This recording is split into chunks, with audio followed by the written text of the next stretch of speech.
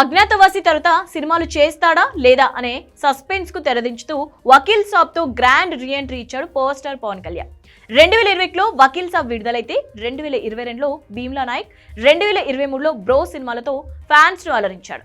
రీ ఎంట్రీలో ఏడాదికి ఒక సినిమా చొప్పున విడుదల చేస్తున్న పవన్ ఈ సంవత్సరం మాత్రం 2 సినిమాలను ప్రేక్షకుల ముందుకు తీసుకొచ్చే ప్రయత్నం చేస్తున్నాడు. పవన్ కళ్యాణ్ నటిస్తున్న ఓజీ సినిమా సెప్టెంబర్ 27న విడుదల తేదీ ఖరారు చేసుకుంది.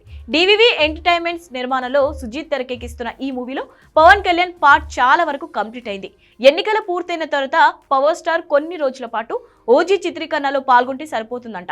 ఇక ఓజీ తర్వాత ఇదే ఏడాది హరిహర వీరమల్లుతోనూ ఫ్యాన్స్ ను ఖుషి చేయడానికి రాబోతున్నారు పవర్ స్టార్.